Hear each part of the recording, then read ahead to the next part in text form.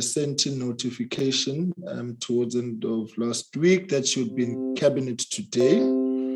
The Deputy Minister is representing the department with the DG at the Portfolio Committee. So we've got the DDG this morning, who's leading the team to report back to us on matters related to the Department of Public Works and Infrastructure. Insofar, the committee report and recommendations thereof are concerned. So we thought that it's best we proceed because the matters are pretty much straightforward, and the DDG has been acting DG and has been interacting with us, so he knows how far we are.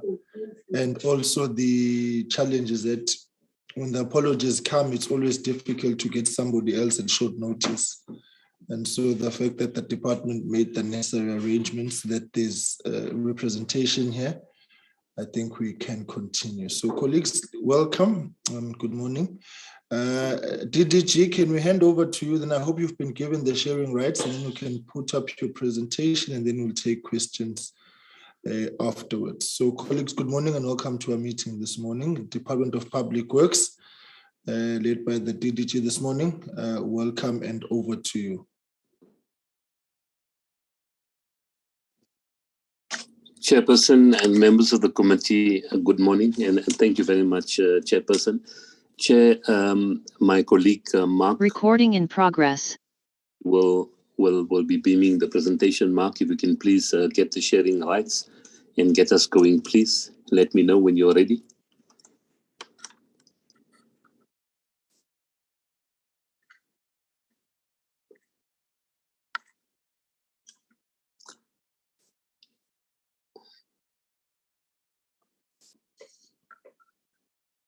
Thank you very much, Chairperson, members of the committee, good morning. So, Chairperson, if I move on to slide number 2, the purpose of the presentation, we have the presentation stratified into 2 parts. The first one pertains to the implementation of the corrective measures and the processes to effect the recommendations of the committee of the DPW as well as SIU investigations insofar as the Bait Bridge project is concerned. And then the second part of the presentation will talk to the debt owed to DPWI, and that part of the presentation will be led by our CFO. And we have submitted, in fact, some of the information during February of this year, and today we'll present this item in detail. Moving on to slide number 4, Chairperson, just to break down the presentation into further parts, we will commence by summarizing the timeline of the Bait Bridge project. And then we'll move over to the recommendations and the implementation of the recommendations arising out of the SCOPA investigation in this regard. And then we'll complement it by also speaking to the recommendations of the SIU and DPW with respect to that particular project. So, Chairperson, to go on to the timeline on slide number 6, just to recap, Chairperson, the Bait Bridge border fence project was initiated as a result of risks and hotspots in the particular area identified by the department and the Department of Defense. And as a consequence of certain irregularities that the minister had identified at the time, she requested the Auditor General to conduct an investigation as early as 20 April 2020. The minister then subsequently communicated internally with the GRC branch and the anti-corruption unit on the 25th of April and instructed that all payments must be stopped and that the anti-corruption unit should initiate its own investigation, which then commenced on the 25th of April 2020. Subsequent to this, Chairperson and members of the committee, we also had the department appear before SCOPA on the 3rd of June with respect to the procurement of the border fence, where the committee sought more clarity on this particular initiative of the department. Then on the 25th of August 2020, the department again appeared before SCOPA on the findings of our own investigation, which was concluded in July of that year. Subsequent to that as well, SCOPA conducted a site visit to the border fence between the 4th and the 6th of August of 2020, and the DPW, together with the SIU and the PICC, also briefed SCOPA on the findings of our investigation during the course of that site visit. And subsequent to that, we then again appeared before SCOPA on the 6th of August 2020 to explain the progress with respect to implementation of our recommendations. And then moving forward onto slide number 6, Chairperson, on the 17th of November, the committee, SCOPA, presented its report as a consequence of its site visit between the 4th and 6th September, and that was released for DPW to respond to. And on the 2nd of February 2021, we then appeared before SCOPA where we explained our progress with respect to the recommendations of the SCOPA report of November 2020. We appeared again in May 2021, again in November 2021, and the last time we appeared, Chairperson, was on the 22nd of February of this year, where DPW was requested to address a number of material irregularities, among which was the Bait Bridge border fence project. And at this meeting, SCOPA also made additional recommendations to its recommendations of November 2020, which are included in the report of this morning, and where we will explain how we've implemented some of those recommendations. Chairperson, moving away from that background, on the 24th of February 2022, the state concluded its case with respect to our disciplinary proceedings against the majority of our DPW officials. And on the 8th of March, with respect to the civil recoveries, the SIU tribunal handed down a judgment on the matter between DPW and companies called Caledon River Properties and Magua Construction. And the judgment in that regard, Chairperson and members of the committee, strips the contractor, Magua Construction, as well as the principal agent, Caledon River Properties, of any profits arising out of the border fence project. And subsequent to that, Chairperson, during May 2022, our disciplinary hearings against the majority of officials continued, and when the implicated officials responded to the state's case, and the hearings were concluded then on the 10th of May, and the parties submitted closing arguments on the 27th of May 2022. So we've seen progress with respect to the disciplinary hearings as well as our civil proceedings. Moving on to slide number 7, Chairperson, since our last report to SCOPA, we've also had on the 3rd of June, all the implicated officials of our National Bid Adjudication Committee were found guilty of the charges against them. And in that regard, the mitigating and aggravating arguments were due on the 10th of June by the employee party and on the 20th of June by the employer, whereafter sanction was planned to be handed down. And the employee party submitted mitigating arguments requesting for lenient sanction short of dismissal based on their personal circumstances. However, the employer submitted aggravating arguments calling for sanction or dismissal, given the seriousness of the charges, the amounts involved, and the conduct of the employees. In the final analysis, Chairperson, the chairperson of the disciplinary hearings delivered the sanction, a report imposing a final written warning and suspension without pay to all the employees on the basis that there was no irretrievable breakdown of the relationship of trust between the employees and the department. There was no dishonesty as such on the part of the employees, nor was there any evidence of the employees benefiting personally out of the project.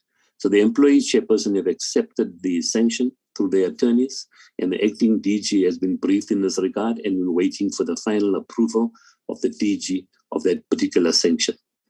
Chairperson, moving on to slide number 8, now we go into the substantive presentation and the recommendations of the Standing Committee regarding the project. The Standing Committee made a number of recommendations, and Part 2A will respond to each of those recommendations and focus in particular on the development since our last briefing in February. So, Chairperson, the first recommendation of the committee is that the MOU must be developed between the Department of Defense and the Public Works, as well as Home Affairs. And in this regard, the DPW, as far back as August 2021, developed the MOU. And with respect to the port of entries, the Department of Home Affairs, led by the Border Management Authority, is leading in this regard. And the MOU is then being consummated between these respective departments. And the Department of Agriculture has also been included in this MOU. So we've had a number of engagements with the DOD and the other parties since then. And to support the DOD in the development of their borderline solution, we also issued, Chairperson, a request for information to the market in March 2021. and the RFI closed during April 2021, and we received 16 proposals from the public. And 3 bids of the 16 were compliant in terms of our terms of reference, providing best practice integrated borderline solutions. And all of these were submitted to the DOD in July 2021 to be incorporated in their specifications for border fences. So to date, Chairperson, we're waiting for DOD to submit their specifications, and the ongoing internal engagements continue to take place between ourselves as well as DOD. And I'd also like to report, Chairperson, that the Minister made the input that she has requested several meetings with the Minister of Defense to brief her on this request for information initiative, as well as the MOU, in order for the 2 departments to conclude that MOU. Moving on to slide 9, Chairperson, moving away from the integrated borderline solution in terms of border fences, we also have the feasibility study, which is a prerequisite for the construction of any borderline.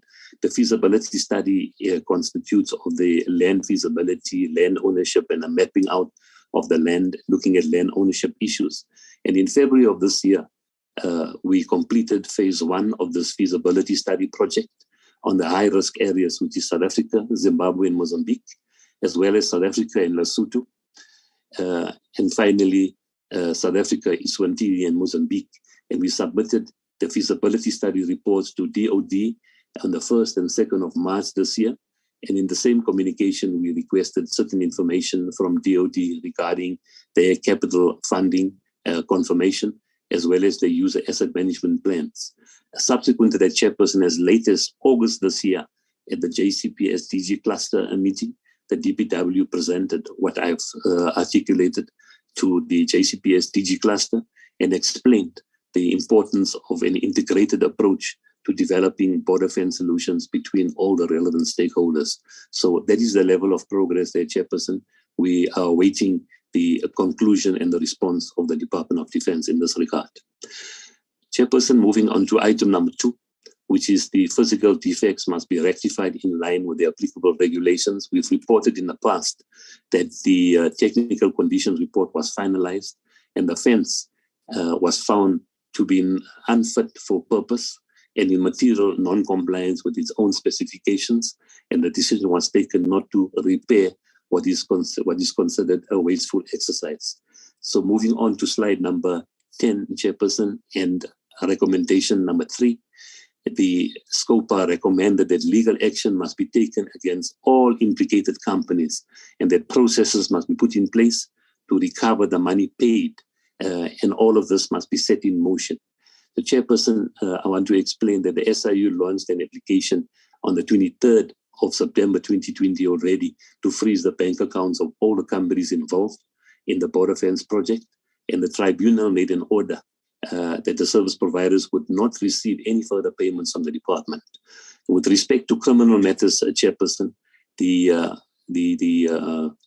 Hawks have informed us that the investigation in this regard is still in progress.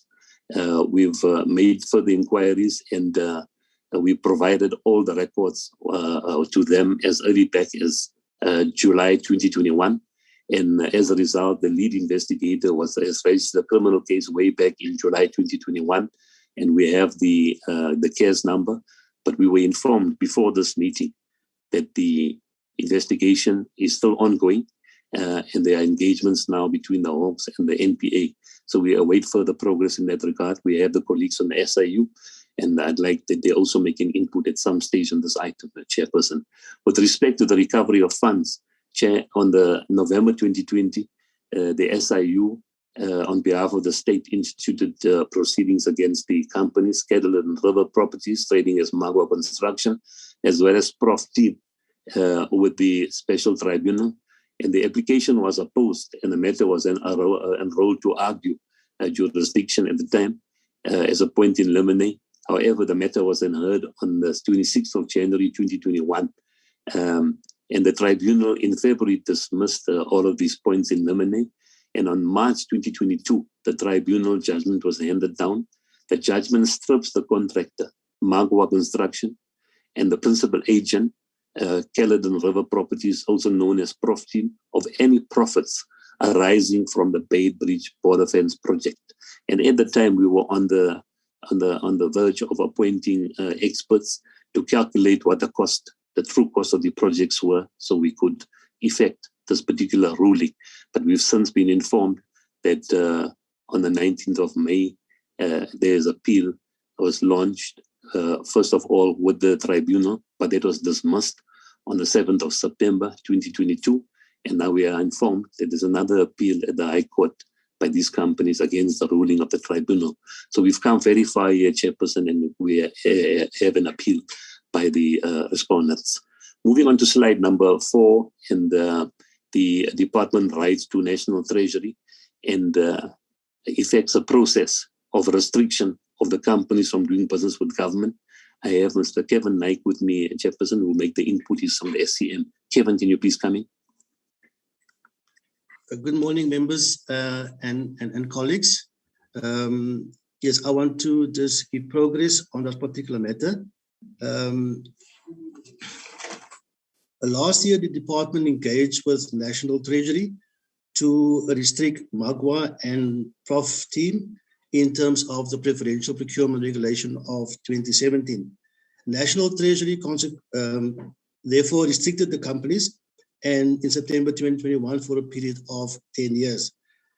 Thereafter, the companies appealed the restriction. National Treasury lifted the restriction and referred back to the department to deal with it in terms of the PFMA and not in terms of preferential procurement regulation of 2017. Now, the department have due processes in place to deal with restrictions. SAM Circular number 40 has been issued, and also it made provision for the appointment of the restriction committee and also the due process to be followed. The restriction committee convened. They considered the recommendations of National Treasury. But in the meantime, we've received notification from Treasury with regard to the validity of the preferential procurement regulation of 2017. And therefore, Treasury advised the department and other departments to keep all tenders and all processes in abeyance until we've heard of the outcome of the Concord ruling with regard to the validity of the preferential procurement regulation of 2017. Now, in May last year, Treasury issued a media statement, which was followed in May this year. And in June this year, Treasury followed up with a preferential procurement instruction note to say that the preferential procurement regulation of 2017 is still valid. In the meantime, the restriction committee's term of office has ended. And therefore, the department has now made a recommendation to the acting DG to appoint this commission. Currently, the submission is with the DG, and we're waiting for final approval of that process for the restriction committee to be convened again. So once the committee has been appointed and they convene, they will deal with this matter. Thank you very much. Thank you very much, Kevin. Chairperson, I move on to recommendation number 5, arising from the report of the SCOPA of November 2020, that several contracts that the principal agent and the main contractor have with the department are terminated with immediate effect. And I'd like Randani Mashikwane of our internal audit unit to talk to this item. Randani, please come through. Thank you very much, and good morning, Chairperson and members. With regards to these particular areas, we had concluded our audit as reported in the previous session that based on our audit conclusion, there were no material non-compliance findings that were indicated from the principal agent and the contract that warranted the termination of the contract. So the status quo remains in terms of what we have reported previously. Thank you very much, Chair and members. Thank you very much, Randani. Chairperson, I'm moving on to the question of vetting. The committee recommended that the process of vetting of all our SCM officials is initiated, And Robert Mutani, our head of security, will give a feedback of the current status. Robert.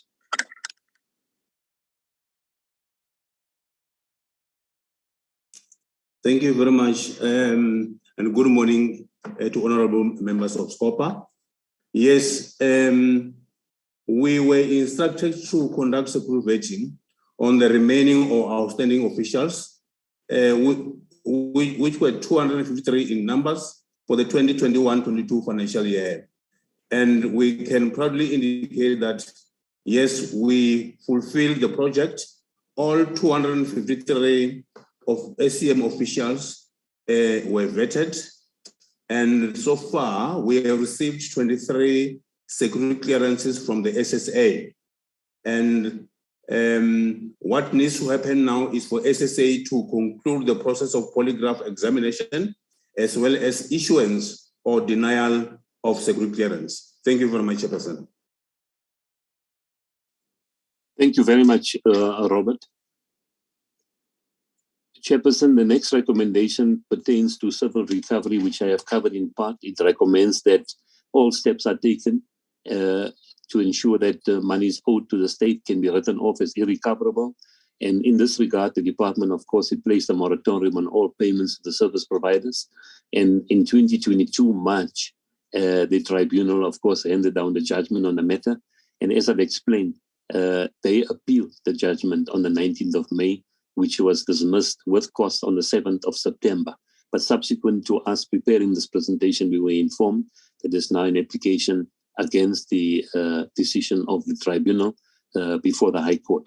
So that is the current status of our civil recovery, Chairperson. Moving beyond the civil recovery onto consequence management, Chairperson, the consequence management, and I'm talking about disciplinary hearings against staff members of the department, we have in three categories. The first category is regarding the officials who are subject to the authority of the minister, and that includes the Director General and the Minister's Special Advisor, which the Chief of Staff will address. And then we have the category of the National Education Committee, which I addressed earlier, and our Head of Legal Services will expand further. And then we have a third category of the three senior officials. So what I'd like to do, if he's with us, Mr. Roger Solomons for the Minister, can you please come through to deal with the first category?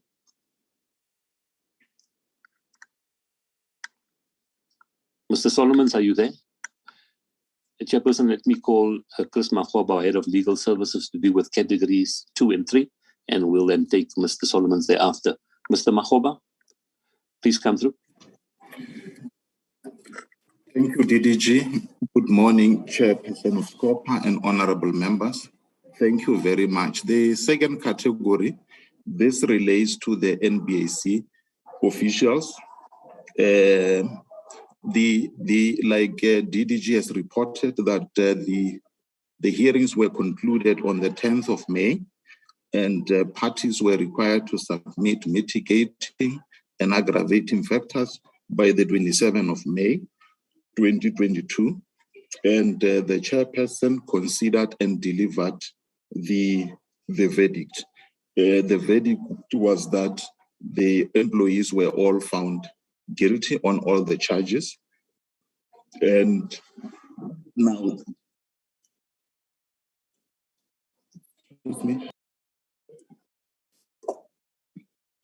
the employees were all found guilty of all the charges.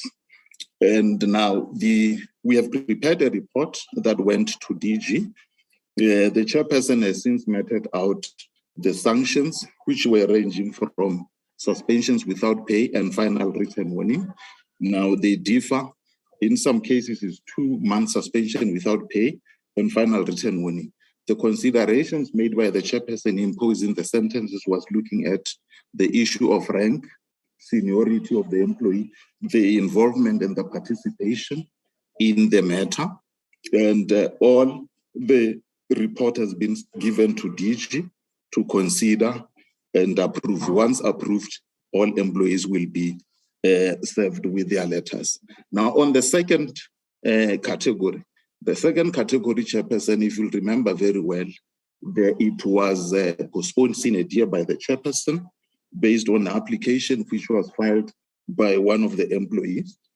to say that they have a pending High Court review of the report. Now, based on that ruling, the matter was postponed sine die. After engagement with the committee recommended that definitely we need to challenge the ruling because it was not making a sense. Indeed, the department proceeded further. We engaged the state attorney and counsel to prepare the review in terms of section 158 to the labor court. That was done. The review was served upon the employee in February. However, there were some engagements between the employee and the department, which delayed until the minister made a decision earlier, because the employee wanted to consider separation by mutual agreement. Now, that could not be approved, and then they then decided to oppose the application, filed their papers in June. We replied in July, and the state attorney has since applied for a hearing for a date of hearing with the registrar of the court. So that leg is still held by the fact that we need to review the chairperson's ruling. Now, the first leg is concluded. All what we require is the DG, the acting DG, after consultation with the minister, to approve the sanctions. That's where we are on the two phases of the disciplinary hearing.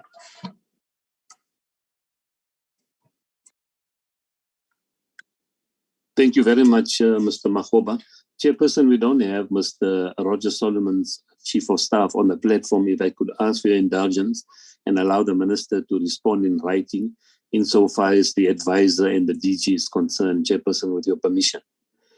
Chair, if I move beyond the disciplinary actions against those three categories, the recommendation of SCOPA also included a request to submit regular reports to SCOPA, and that we've done. And the last report was sent to SCOPA during May 2022.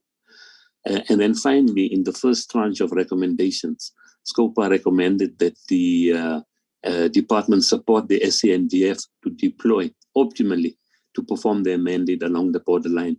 In this regard, Chairperson, we did communicate with the SANDF to the Office of the Secretary of Defense on the 27th of April 2020, requesting them to work with us and to intensify their patrols to protect the fence as well, and also indicated that the private security hired by the department would be withdrawn at that particular time. We also addressed through our minister a letter to the department, the Minister of Defense at least, raising the issue of the need for regular engagement between the two departments. So, Chairperson, moving beyond the initial recommendations of the SCOPA arising out of the report of SCOPA in November 2020, we then also had further recommendations which commence with slide number 22, where SCOPA made additional recommendations during our interaction with the committee during May, or at least during February 2022.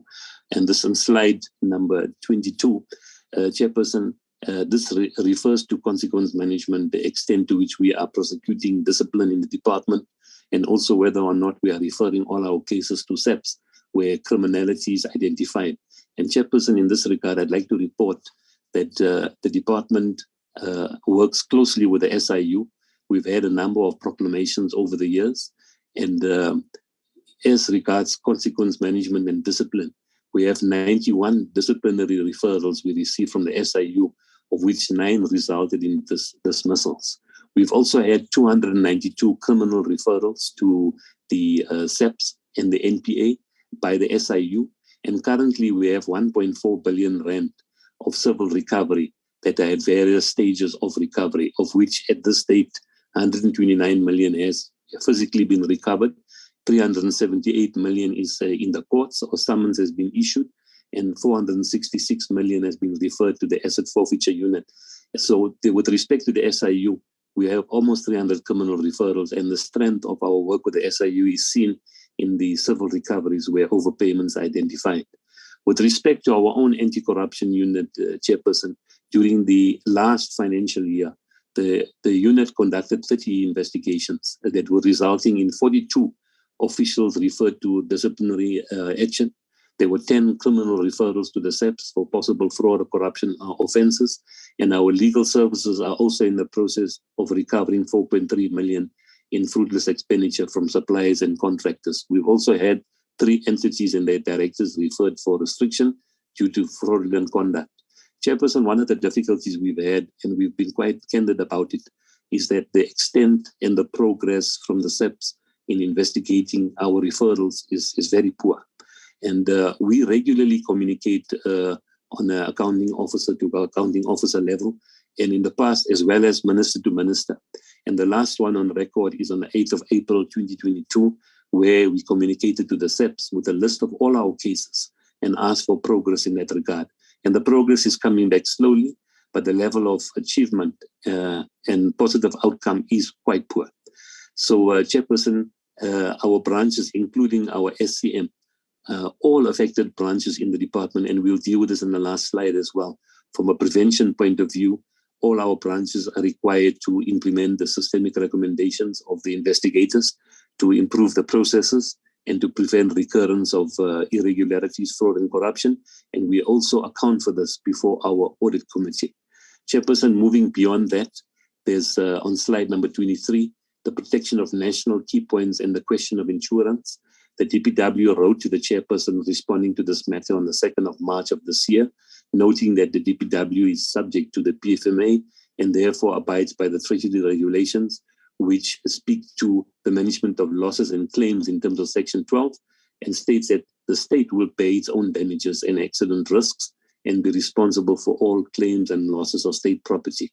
With respect to the indebtedness to the DPW, we have a huge accounts receivable balance, and the chairperson requested upon the conclusion of that meeting that DPW provide further information on the 9.2 billion owed by several departments. And we did provide that information on the 2nd of March in a tabulated form. And today, in part B of our presentation, we will also address this matter. Moving on to slide number 24, Chairperson, I'd like to call my colleague Kevin again. This talks to the DPW and the programs we have in place to sustain and maintain local content. And we have an excellent program in place in this regard, and Kevin will share it. Kevin, please come through. Thank you, DDG. On the issue of local production and content, the department is still committed to implement local production and content. We continuously engage with National Treasury and DTIC on matters pertaining to local production and content. Annually, when we compile the procurement plan, the department ensures that local production and content is adequately addressed in our procurement. The department also use the DTIC to train our practitioners in all the provisions for local production and content. We also make use of all the correspondence, the circulars and directives issued by National Treasury and DTIC in this regard. On a monthly basis, all the heads of SCMs in the regions and at head office, they must complete a compliance certificate where they confirm compliance to local production and content. And also on the property audits, we also ensure that for all tenders where local production content is applicable, it is addressed. Thank you very much. Thank you, Kevin. Chairperson, moving on to the next slide, slide number 25, the committee also recommended, in alignment with the investigation report of the department, to refer all non-compliance to the Department of Environment, Forestry and Fisheries. And this was done by the department. We had the material non-compliance with respect to the bait-based boar events, and all of the information was provided to the department, and they subsequently convened a hearing on their side. We have been informed the hearing has not concluded, and we will wait for the department to inform us of the corrective measures that must be undertaken in order to restore the area in compliance with their particular regulations. So that is the case with the death.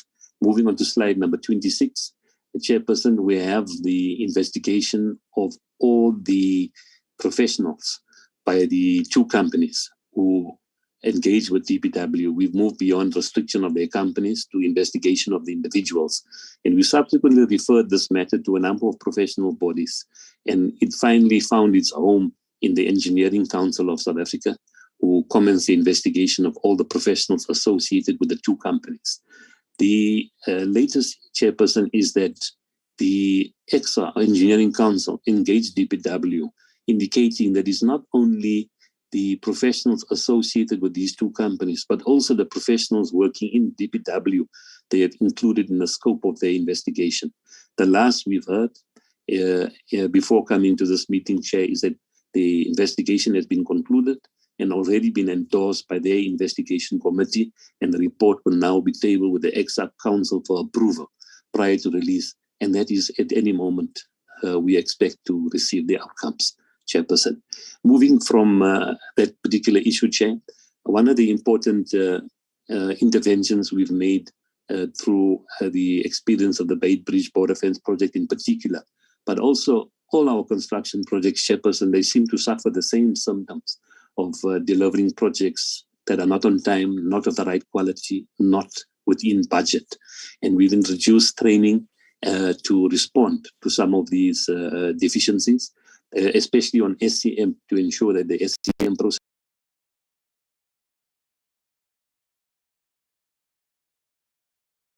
delivery process, to ensure that we deal with all of these symptoms that talk to projects being delivered out of time, of poor quality, and out of budget. And I'd like to call Kevin back to talk about the training processes around SCM.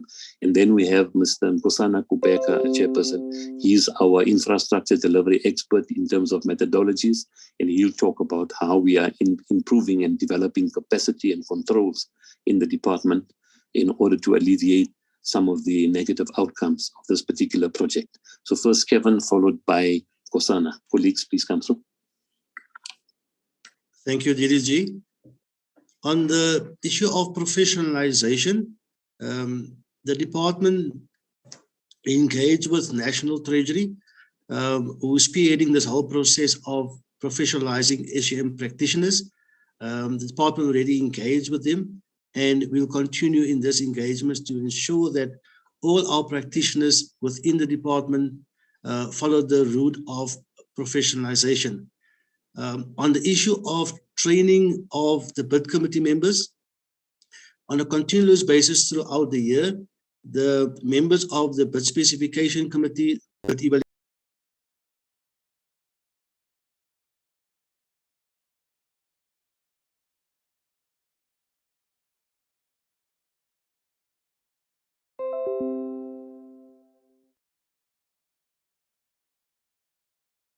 National Treasury will also, in part of the memorandum of understanding that was agreed with the National School of Government, we will also utilize the NSG for that processes. Currently, we also engage with service providers, and we also provide training on all SCM processes internally as well. Thank you, TDG. Chairperson, good morning, and good morning to the members of the committee and the management team of the department. With regard to some of the enhancements, Chairperson and members, we had looked at the infrastructure delivery management system, which is a methodology aimed at improving your value chain asset management system in terms of the processes. In this regard, we have then, it has been promulgated as a methodology that should be implemented by all infrastructure department. So Treasury issued a circular in 2016 for all infrastructure departments to start aligning their service delivery processes with the IDMS.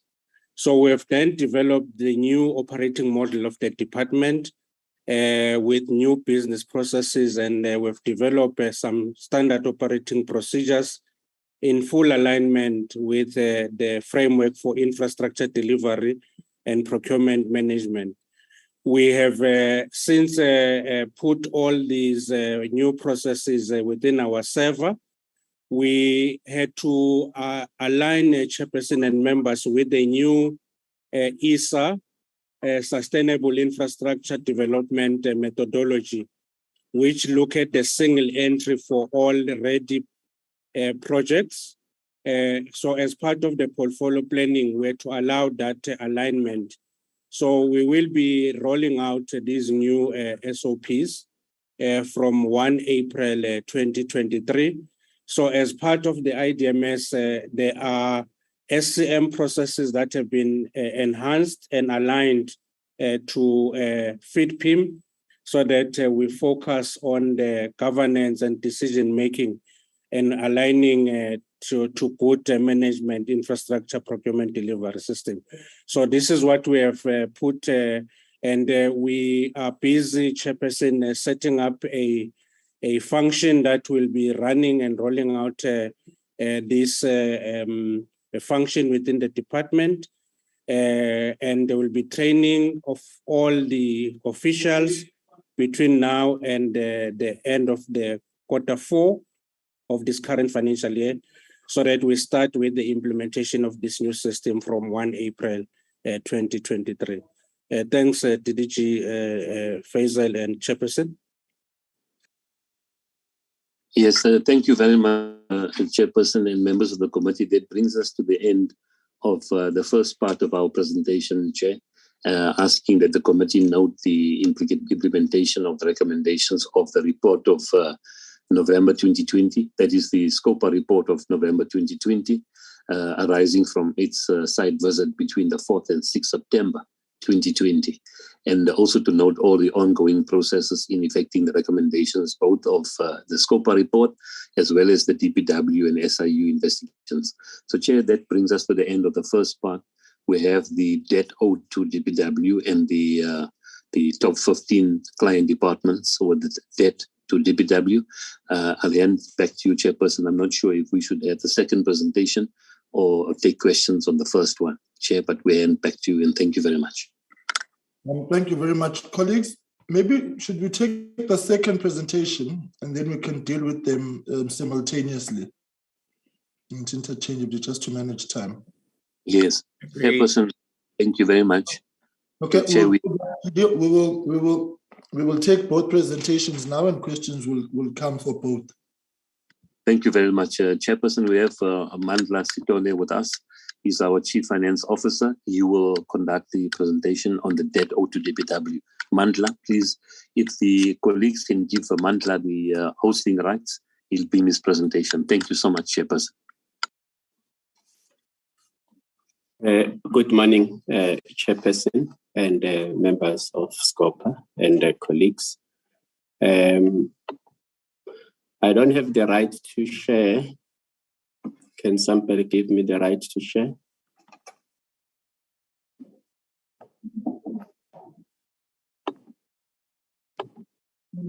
Thank you.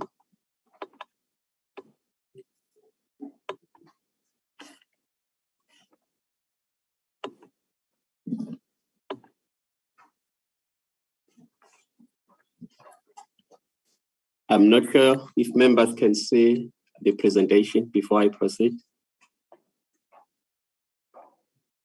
Yes, Mandla, your presentation is up. Okay, thank you. Thank you very much. Chair, thank you. We, as Mr. Faisal has indicated, we did provide the list of clients that were owing us after the meeting of the 22nd of Feb. But I thought also it's important to just share with the committee the billing model that was agreed with National Treasury in 2006 and the impact of that billing model. Pay rate and taxes to municipalities for our properties. We also pay leases. We do also maintenance to the facilities, and for infrastructure project also we pay on monthly basis as well as municipal services.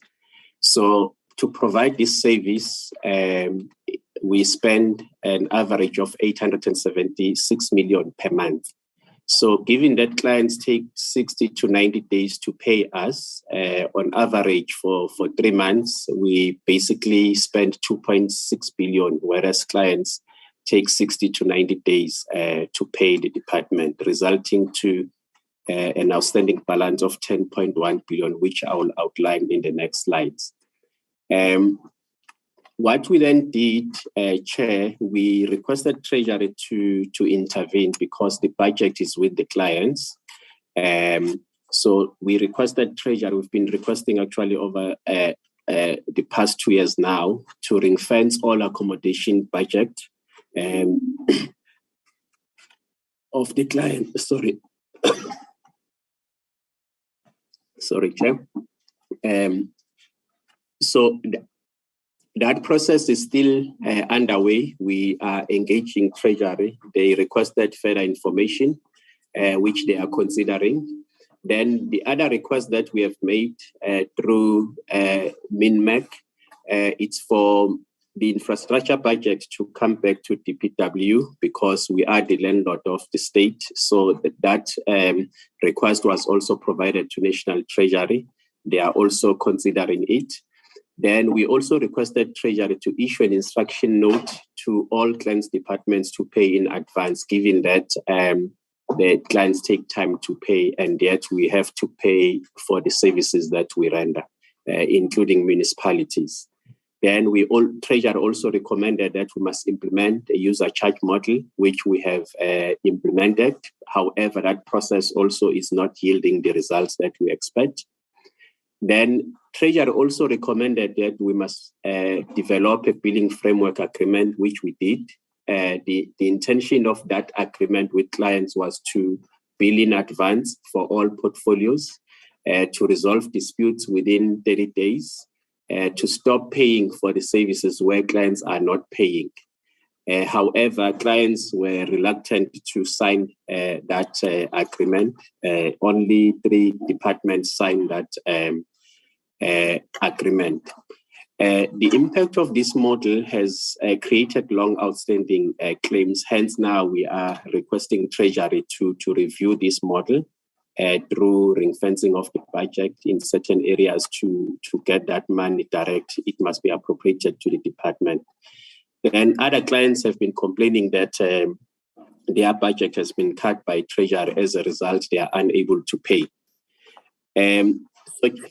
We've provided a trend of this outstanding debt, how it has grown over the years. As you can see, Chair, in 2019, we were sitting at 4.1 billion, and in 2020, it increased to 5.6 billion, 2021, 6.4 billion. In 2022, it was 8.2 billion. As at end of... 1 second, sorry. Your slides are not moving, my good sir. Sorry, Chair. On my side, they are moving. Which slide you are on, Chair? The content page, slide 2 of 14. Oh, let me maybe stop sharing and re-share, maybe to, sorry about that.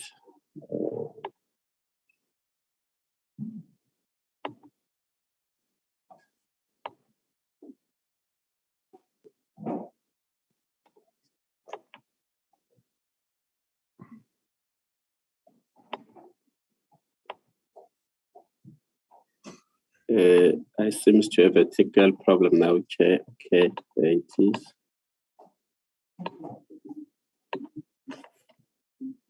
I'm not sure, Chair, if you can. Right, yeah, it's all right, there you go. You're on slide 3 now. I'm on slide 4 now. I was on slide 4. I'm not sure if you can see, Chair. On 3 now, what is showing? Okay, it's moving on. You've got your slides, right? Or on your end, so you can follow. It will just indicate when he moves on to the next slide so we can manage time. Okay, thank you, Chairperson, for that. Okay, I'm on slide number 4, Chairperson. So I was sharing with the trend of the debtors. In 2019, we had 4.1 billion. In 2020, it increased to 5.6 billion. In 2021, it further increased to 6.4 billion. And in 2022, it increased to 8.2 billion. Then as at end of August 2022, it further increased to 10.1 billion. You can see, Chair, the municipal services is the one that it's high. It's sitting at 5.5 billion, and one can see the trend over the years, how it has been growing. And this is a concern because you will recall, Chair, in one of the year you called us for us to pay municipalities, of which we are. However, the clients are not paying us, whereas we have to honor our obligation to municipalities. I'm on slide number 5, Chair, looking at the age analysis, which I'm not going to spend a lot of time because the overall impact is still 10.1 billion.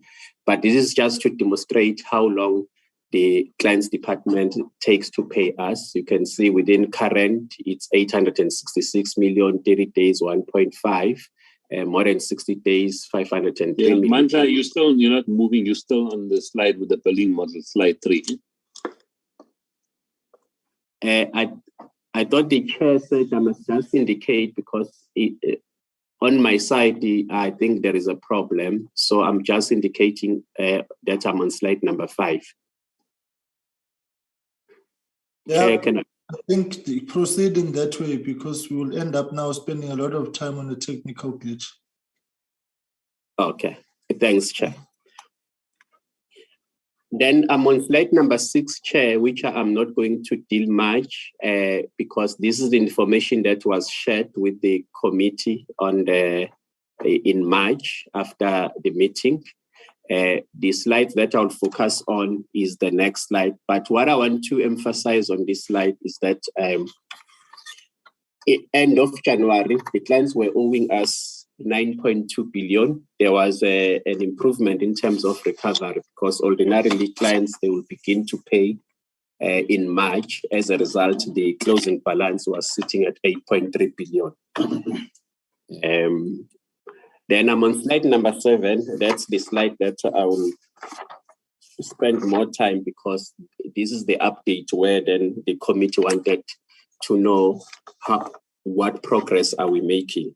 As I said, Chair, the clients are not paying. If you look at defense, in particular correctional services, those clients, they are owing us 3.4 billion, which is defense, and correctional services, 3.6 billion.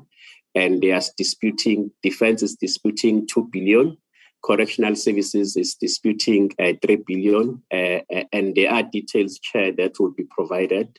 What I must emphasize, though, we had a meeting with defense to discuss this matter. They've made some commitments to pay, but the significant amount of that 2 billion also, there will be a project team that will be looking at this, and they agreed that by end of October, we should be able to conclude on those engagement in terms of recons, because we have provided all information to defense, and it's them now who must then validate certain information so that we can then conclude on the confirmation of the debt.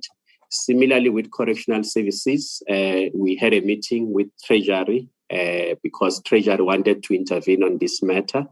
And correctional services chair, they indicated that they don't have the budget because of budget cuts. That's why we had to involve National Treasury on DCS. So correctional services as well as Treasury, they will be meeting to discuss what is the possibility of giving money to correctional services. But as it stands now, from the department point of view, we are not certain when that process will be concluded, but we made an appeal to Treasury to say, even if the client can be given 500 million at least this year and maybe the outer years also, because the dispute is around the issue of them not having enough budget. However, there is also shared savings, which I will also provide more details. Subs chair, they are paying well, except where they are disputing, which the colleagues will also deal with shared savings. Subs basically is mainly disputing occupation and shared savings, which the department is dealing with. But other than that, subs is paying very well. Justice, also they are paying very well, except dispute. However, sometimes they are a little bit slow in paying. As I said earlier, it takes 60 to 90 days for some clients to pay. So justice is falling in that category. The client that is paying very well, which is shown in green chair, it's Home Affairs. They are paying very well because they are not even disputing anything.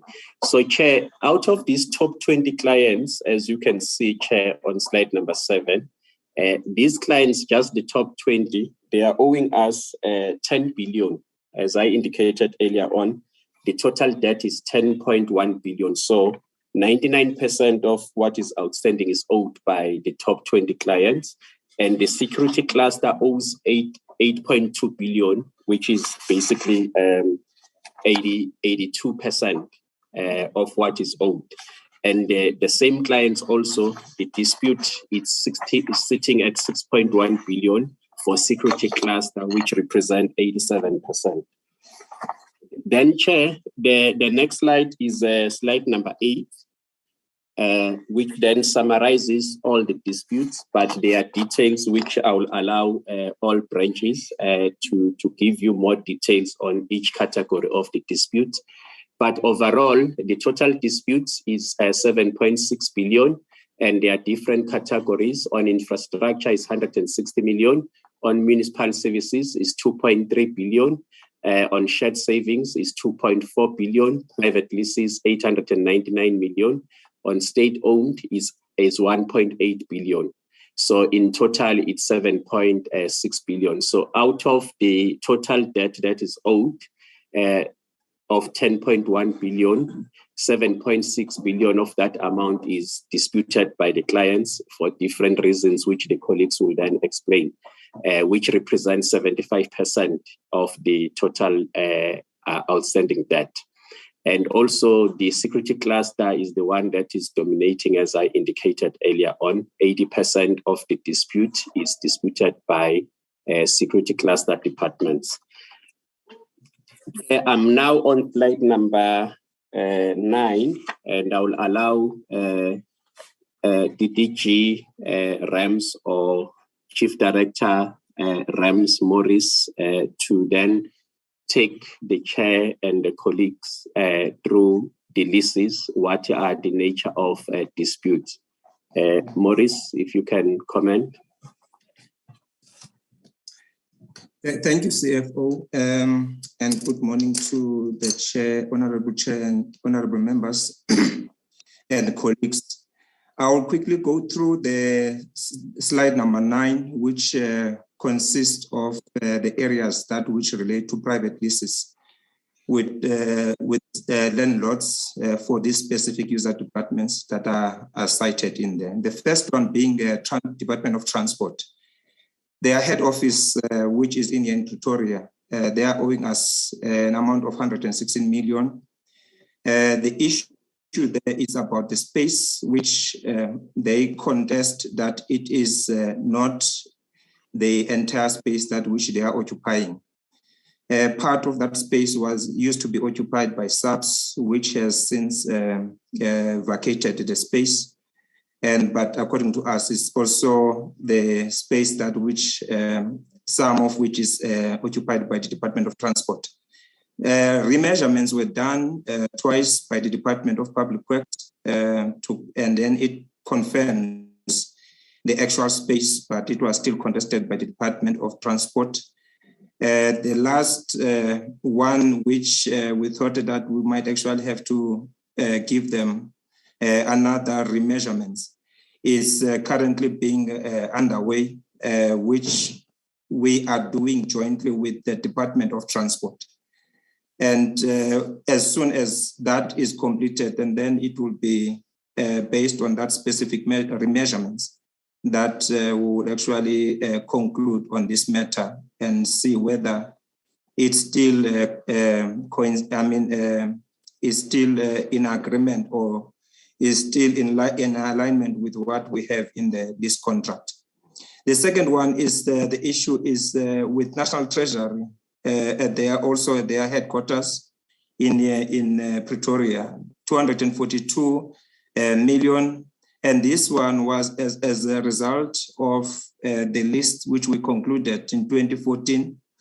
It was only for 2 years, 3 years, the specific list, which ended in 2017. However, that specific list, when we were concluding it, the previous list was 59% lower in terms of rental at its expiry. And the new lease was concluded at a difference of 59% in terms of the rental.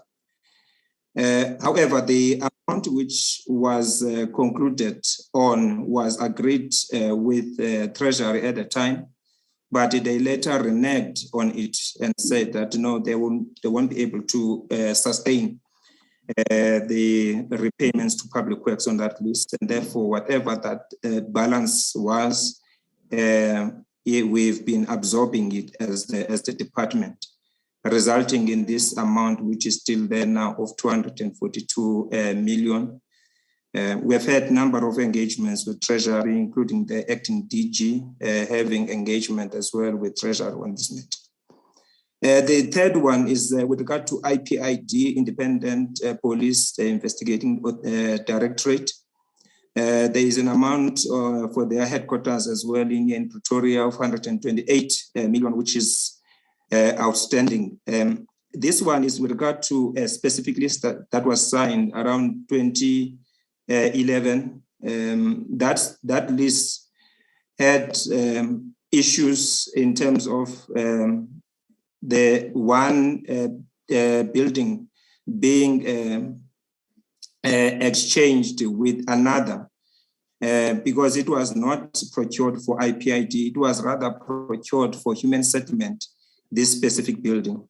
However, after arrangements that which were made because of certain issues at the time in 2011, and then these two departments agreed to exchange the buildings. And then they occupied a building now, which was in terms of the size, far bigger than what they initially requested when they submitted their request to Public Works. Even though there was an agreement on this one as well, that they would actually pay the entire space at a later stage, there was an understanding after having had meetings with Parliament that they will only be accountable for the space that which is in line with their initial original request to Public Works. Therefore, the remaining and the balance in terms of that space now could not be sustained in terms of those rentals, resulting in Public Works now having to, based on the contract, having to absorb the balance or the difference in terms of the space that which was there. The matter went to court, and the court declared that specific contract to be void from the beginning. Hence, there was a kind of a directive to say that we must secure an alternative building, which has since been sourced, and the client has now vacated that building for the new alternative building where they are in right now. However, it left us still with this huge debt of 128 million for the space that which was occupied.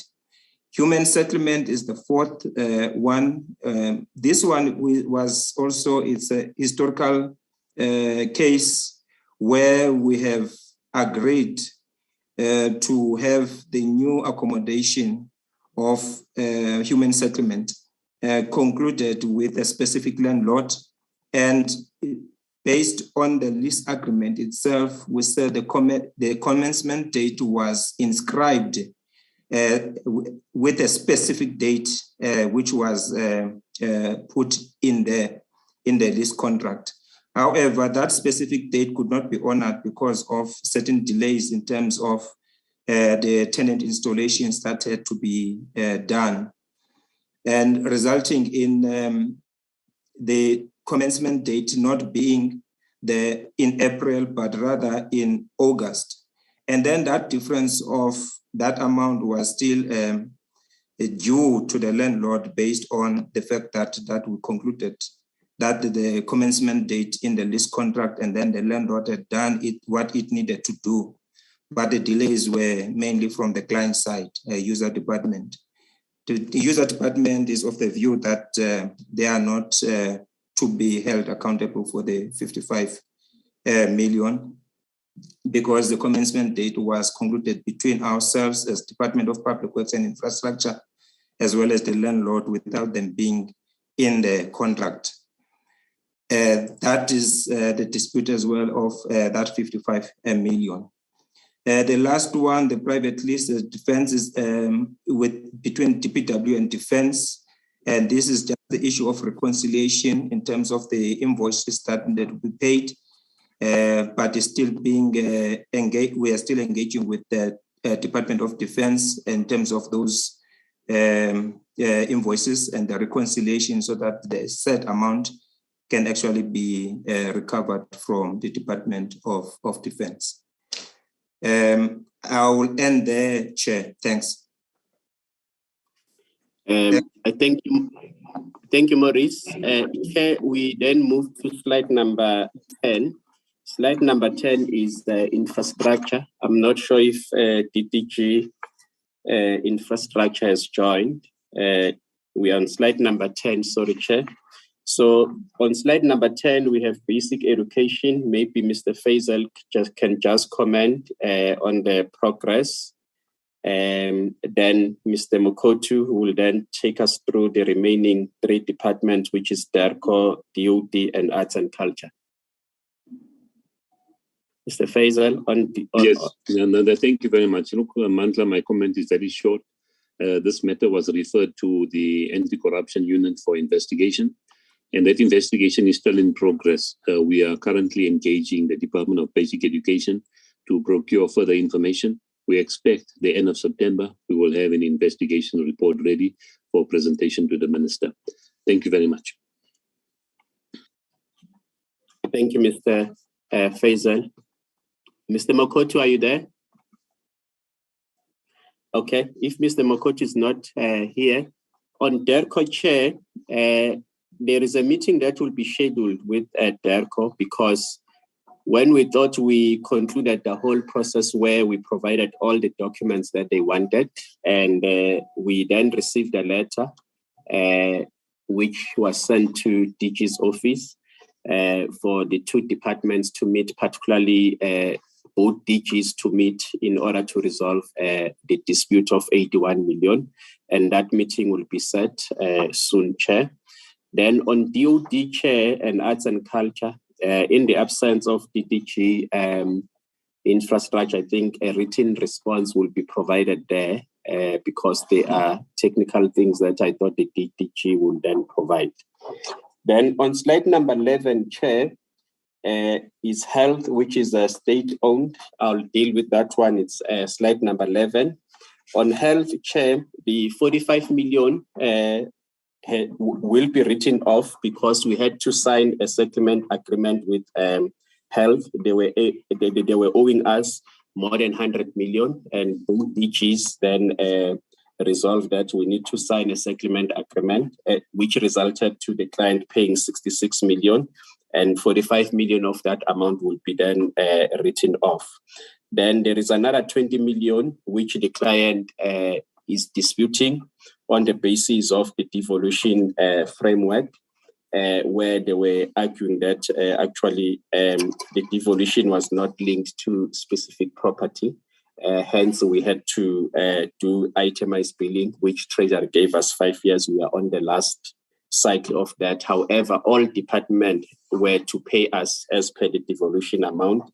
And this matter will be then referred to National Treasury for them to intervene, as they have intervened with other departments where there are such disputes.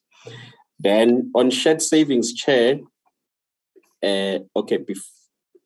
before shared savings, on DCS, Chair, I covered earlier on. DCS, there was a meeting with National Treasury. The main issue there, it's around the funding, where DCS is saying they don't have enough budget. So Treasury and DCS will be engaging on that. So that affects 1.8 million. So, it's 1.8 billion. So it's what then we'll be following up with Treasury as well as DCS. Then on shared savings, Chair, I will hand over to Mr. Lombard to share with the committee where we are on that. Mr. Lombard. Thank you, CFO. Good morning, Chairperson, members of the committee, DDG Faisal and CFO and colleagues. I would like to have sharing rights to put up one slide which talks to the more detail. And if we can have that sharing rights, I'm going to ask the Chief Director of Compliance to flight the slide for me, please, Chair.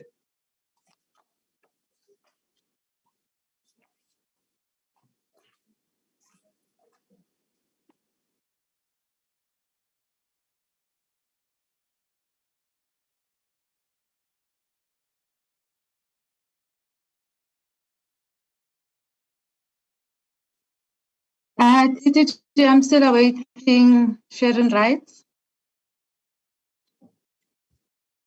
DDG Faisal, if you can assist on the sharing rights, otherwise I'm going to talk through the slide and give the committee the detail verbatim. Yes, please speak in the meantime, Mr. Lombard.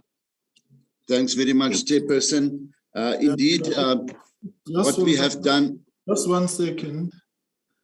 I just think for future reference, it's just elementary that these things are done prior. The people who need sharing rights, the hosts are informed prior. You know, midstream a meeting and we are presenting things and so on, unless it's an absolute technical glitch. So I just think let's normalize that if you want to be presenting, it's presented prior to everyone that you need sharing rights. It just helps everyone because it's not only members who are following on this meeting as well. So can we avoid this in future, please? Thanks. Thank you, Chairperson. That is noted. Ms. Maredi, no, you can take this slide off. It's not the slide I want to talk to. I'm going to talk through it verbatim. This is the full complemented slide. You can take it down. I will talk through this to my submission. Chairperson, indeed, the CFO has talked about the liaison that we are forming and the concurrence that we are seeking with client departments. Currently, we are approaching this matter in 2 ways because the disputes arise from for a number of reasons. There are issues of consultation. There are issues of detail pertaining to portfolio of evidence. So at a high level, we are working closely with the CFO's office, as well as my chief director. There it is. There is a slide where we're dealing with issues that will be conducted at the DDG level and at the CFO level, where we will be talking to the clients pertaining to the savings, the measurements and verifications on energy, the SLAs and what it provides for, and most importantly, the portfolio of evidence, which includes the energy, water and water municipal bills. The plans I've talked to quickly, or the approach that we're following is working closely together with the CFO's office to meet at the DG level with the 4 big client departments. In addition to that, at an operational level, our branch, specifically the Green Buildings branch, is having meetings at a regional level to appraise the client on the projects, to demonstrate the savings and the benefits.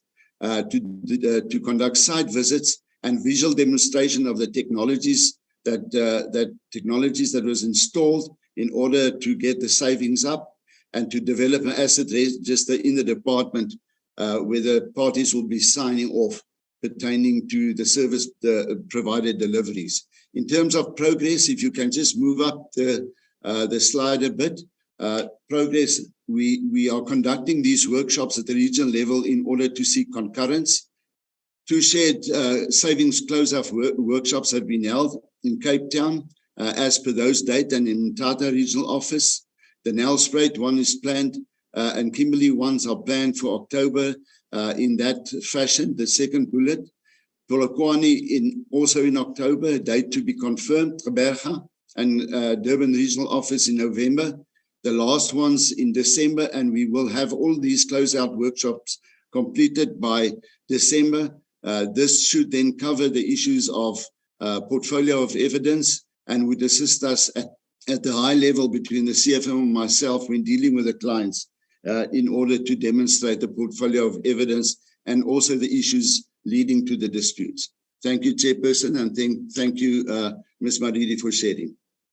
But we don't have this information sent to us, so can it be emailed, please, for the purposes of records and the Secretariat? We didn't receive this.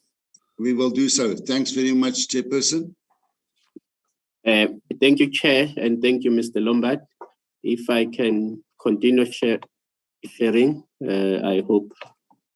Okay. Chair, we were still on slide number 11, Chair.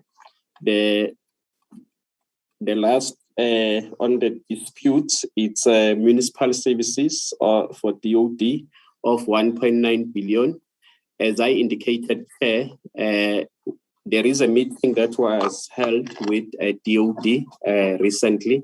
So there are a lot of agreements that have been made, and the issues, hopefully, they will be concluded by end of October with defense, and a number of commitments that they have made where they will begin to make payments in certain areas where we have agreed. The next slide, Chair, is on interventions that have been put in place, which is slide number 12, where we then had to implement interest charge. It has helped quite a lot.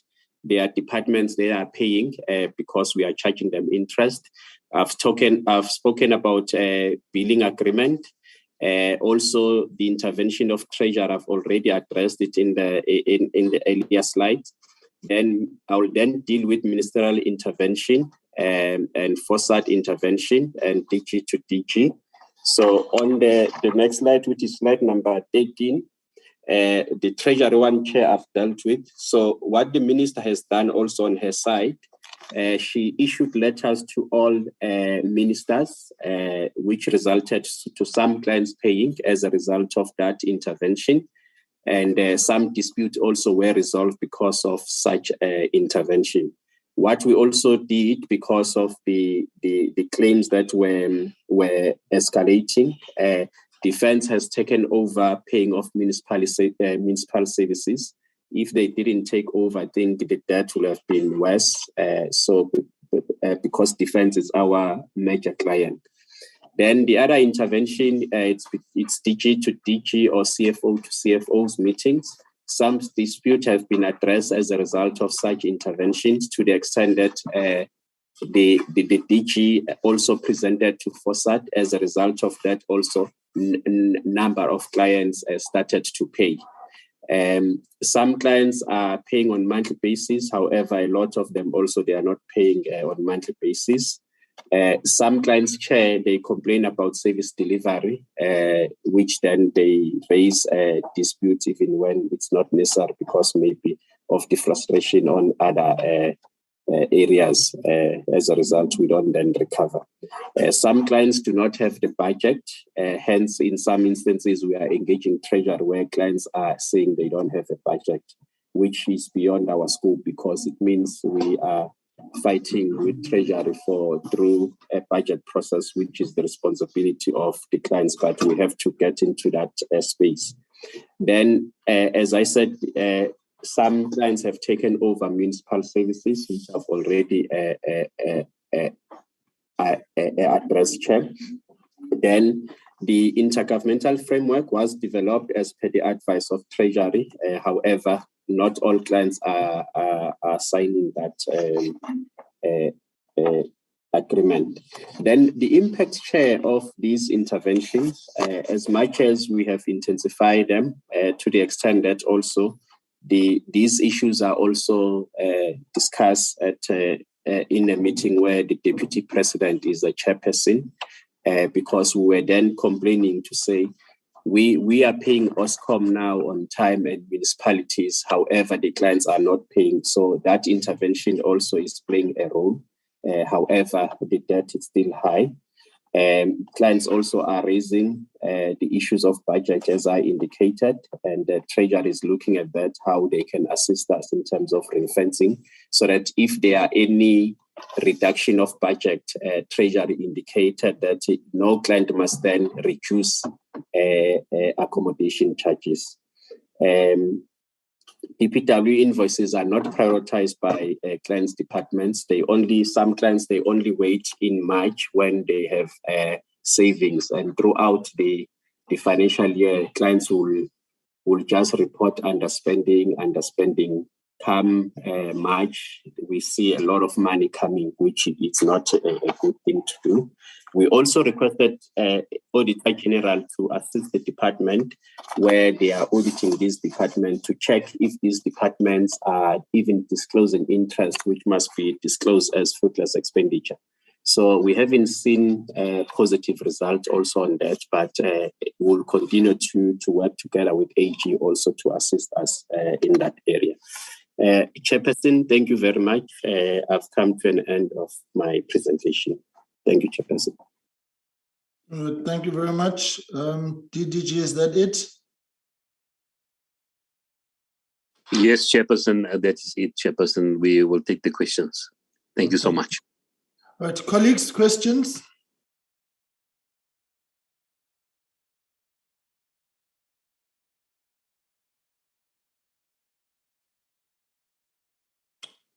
Honorable Siwisa.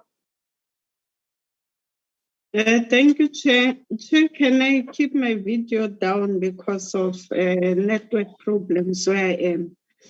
Let me welcome the report that comes from the Department of Public Works, and I was listening attentively to the report as it was given, especially pertaining to the Bait Bridge saga. I call it the Bait Bridge saga. Chair, what I want to understand, because I'm listening to the acting DG, at some point he was saying that in the past, in one of the slides, he was talking about they've been having problems of officials that do not follow the mandate or that do not follow protocol as it's supposed to be in when it comes to projects that need to be done. And then we ended up having the Bait Bridge project, which actually was a loss for the department itself. What measures is the department going to put in place to ensure that something like this does not happen in the near future, to ensure that there are no officials that not actually follow the proper procedures to ensure that a certain project actually takes off and the proper mandate is actually followed by principal agents and the contractors, that they do not take shortcuts that are going to cause the department to have a loss. And then another point that they spoke about professionalism, training of SCMs, and then they spoke about professionalism. And I want to understand, does professionalism means doing paperwork, sitting in an office, or actually going to these regional offices and doing a proper evaluation and monitoring to ensure that things are going as they are supposed to be going in the regional offices. Because you can't just train people and then you say that you're going to give them forms to fill in to find out if they've actually followed all the protocols and procedures that are supposed, and then that they have stick to the legislation that is put in front of them to ensure that all the projects are actually going according to the plan or according to the way the legislation says they must go. So when you talk about professionalism, are you talking about paperwork or actually getting your hands dirty and going to the sites of the projects where all these projects are happening? I don't even want to touch on the issue of this department is owing that department, this department, all of these ministers, and I think it's a debate for another day. All of these ministers are sitting in the cabinet. As we are speaking today, they are sitting in a cabinet meeting where they need to sort out that you owe me 20 million, you owe me 80 million. How are you going to give me my money back? Now, we have to sit and wait for departments, this DG and that DG, this minister and that, and then there are letters. Others are disputing the money that is owing to whoever. And I think this issue can easily be resolved when they are sitting in their cabinet meetings than for us to be sitting here, to be waiting to say that we still need to wait for another meeting because this department is disputing whatever. The issue of the restriction committee acting DG, that its time has lapsed and they need extension. How far? Because if this restriction committee we are going to, a new restriction committee is going to be appointed, and then this thing of bait breach has not been finalized. I think we are just going to. So how far is the process of actually extending their period of their period of working as the restriction committee? And then all of these appeals that are happening, what are the financial implications that are facing the department with all of these appeals that are happening by the agent, the principal agent and the contractor? They've made appeal after an appeal, now they are going to the High Court. What are the financial implications towards the department itself with all of these appeals that are happening? Thank you, Chair.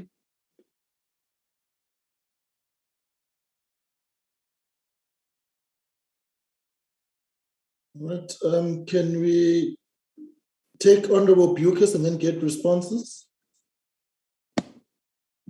Thank you, Chair. Thank you for the presentation. Chair, my first one is on the bait bridge. I want to know, when was the last communication with the DOD for meeting? And what was the response from the DOD? And are there any arrangement between DWP and DOD, like a joint task team to address the problem? Then, Chair, on the blacklisting of companies, I have a concern about the time frames. I understand that it is not their only responsibility, but it seems like there's no urgency to address the issues. For example, whilst the blacklisting of companies is under the process is ongoing, those companies still doing business somewhere. I want to know, Chair, how sure are they that then on the recommendations of SCOPA on local production, because they receive compliance certificates by the SCM heads every month. So can they tell us what is the current percentage of local production? And then lastly, Chair, the disputes for municipal services. What is the disputes about? Is it about the billing system of municipalities, or is it about the amount billed by the municipalities? Thank you, Chair. All right, let's get responses to those two sets of questions. Yes, thank you. Thank you very much, Chairperson. Chairperson, Honorable Siwisa raised a few issues I'd like to address, and then the CFO will assist me. Chairperson, with respect to the measures to mitigate and prevent the a recurrence of the Bait Breach experience. We've added the slide on the infrastructure delivery management system. I believe it's slide number 27. And Chair, I have with me Mr. Kubeka, who will also explain a little bit of it. But ultimately what we're doing is we're seeking to introduce the standard operating procedures that pertain to every participant in the infrastructure delivery value chain, beginning from our client departments when they requisition infrastructure, their duties and responsibilities, as well as ours in the department, and also extending to our landlords, as well as our contractors. So the Infrastructure Delivery Management System, or IDMS as it's widely known as, is what we would think or propose as a solution to implementing the kind of internal controls to prevent the recurrence of the Bait Breach experience, Chairperson.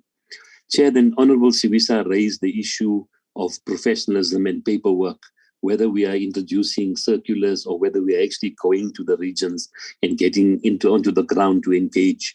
So what I'd like to also say to Honorable Siwisa is that a few months ago, commencing on the 1st of April, we introduced a new regime for the management of our regions. We have 11 regions, and then we have this head office sitting in Pretoria. And in some respects, we have that risk where our regions are running on autopilot and we're sitting in our tower in Pretoria, seeking to control 11 regions. And what we've done is we've introduced a new regional matrix where one of the important principles we've established is that all DDGs have a line of sight into every region. So if, for example, you have the DDG for construction, the DDG for construction used to be responsible for policy on construction only, and those 11 regions worked under the regional manager. With the new system, the DDG for construction is responsible for construction project management in all 11 regions, assisted by a regional manager. We call it the line of sight. And then we've also changed the role and responsibility of a regional manager. The regional manager is responsible for governance and facilitation in all the regions, in consultation with head office. So we've introduced this new system, Chairperson, to introduce that level of professionalism and to respond to the challenges we face in a real way. So I'd like to assure Honorable Siwisa that this is getting our hands dirty and compels our officials at head office to get very involved at the project level in all 11 of our regions to respond to some of the concerns and the challenges we've had in the past. And Honorable Siwisa raised the issue about who owes who, and we should really be resolving these problems because as I won't speak about the ministers being in one cabinet, but especially the DGs are in one faucet. And I can answer at the DG level in that we presented to the faucet early this year, and Mr. Sitole will expand further. We led the presentation to explain to our colleagues that, look, you owe this money and you're putting public works under financial strain. And we had no contest to the issues and the concerns we raised. But Chair, the one concern you do have is that some of the debts go back a number of years. And from a purely realistic point of view, some of the departments won't be able to retrieve funds to pay for some of this. So what is important is that we have those bilaterals on a DG to DG level so that we can have some settlements with the involvement of Treasury. We had a few. I recall one in particular, Chairperson, with the Department of Health. We had a 70%, something like 70% settlement, that what they disputed, we sought to write off and recover via other means. And the 70% we were able to bank in cash. That helped us deal with this accounts receivable that's long outstanding and also improve our bank balance. The CFO will add to that. Chair, the restriction committee has been raised by both the honorable members. The restriction committee is in the process of being resurfaced, that the new members of the committee are before the DG. The DG merely has to sign off, and that committee can then conclude the processes with respect to these two companies. And I also want to remind the members that, in fact, these companies have already been restricted. It's through an appeal process through Treasury that Treasury asked us to reconsider.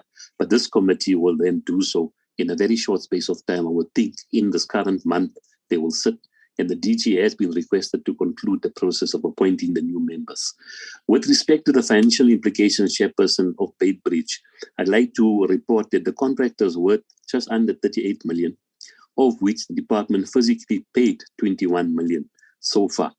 What transpired is that in April 2020, the minister placed a moratorium on all further payments, so it's locked at 21 million. And then, of course, the SIU tribunal reported that no further profit should be made. But I'd also like to make reference to the criminal case, Chairperson, in that the 21 million was made as an advance payment.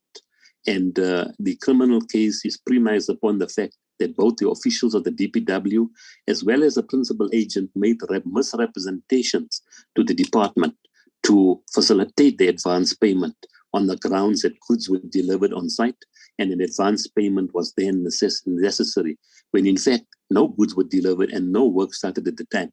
So we also have a criminal case of fraud against all those involved in effecting the advance payment, which we're seeking to recover via the tribunal, which has now ruled that no profit should be made on the contract. However, as I've mentioned earlier, there is an appeal in the High Court. Moving to the issue of DOD, I'd like to ask my colleague, Mr. Khaswane, who deals with the DOD. We've had many engagements with DOD. In fact, at the last JCPS DG cluster in August, we emphasized the work we've done. DPW has done all the site clearance work in the major areas of the borderline to enable the construction of a border fence. We've also gone to market to look for potential solutions for a border fence. So the DPW is in an advanced position to support DOD in their mandate.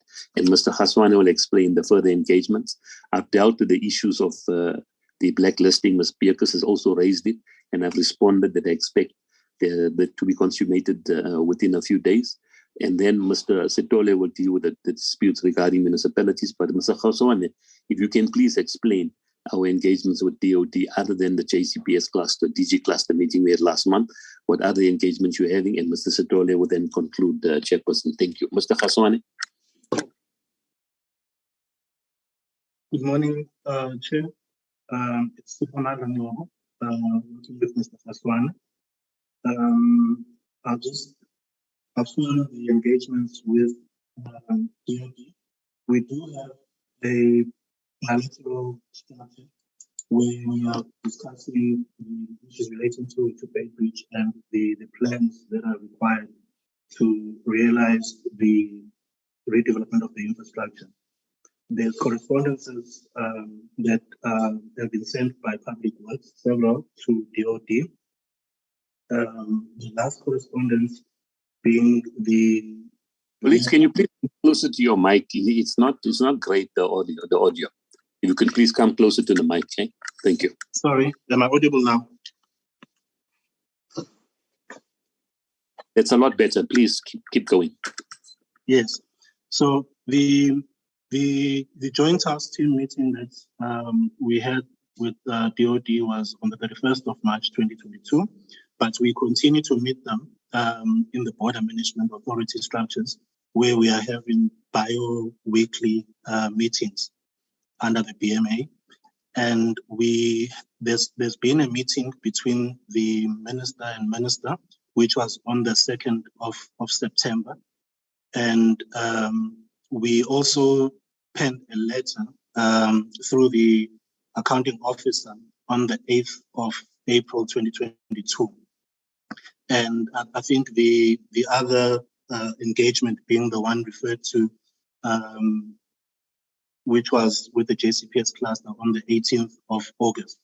And in all the engagements, Public Works is stressing the importance of the user specifications which are outstanding to assist Public Works to conclude the feasibility study and other planning that is required for Bay Bridge. Thank you, Chair.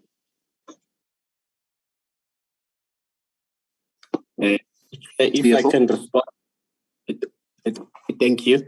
If I can respond on municipalities, the reasons for the disputes by the clients, particularly defense, they are questioning the fluctuations. We have explained to them because the usage in a particular month will be different from the previous month, and it depends on the usage by a client itself. But there are instances also where a municipality will estimate, then they do actual meter reading at a particular stage. The other thing that defense was disputing they will see number of invoices. We had to explain to them, we gave them actually the copies, because in a bill, some municipalities will claim for water separate from electricity and other services. So the client was saying, why for the same facility we have number of invoices, but we've given defense all that information. The other dispute that they were raising, like other clients, it's occupation, where they dispute that they are not in occupation. So that process also we are working with DPWI RAMs. But what is interesting, the client at national level, they will dispute that they are not in occupation, but their regional offices of the client, they confirm that actually they are in occupation. So it's a tedious process, but unfortunately, we have to go through that process. So those are the reasons for the dispute on municipal services. Thank you.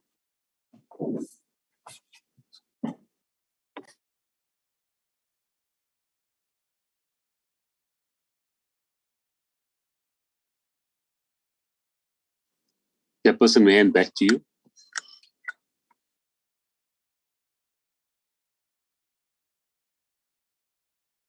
Okay, colleagues, are there any further hands?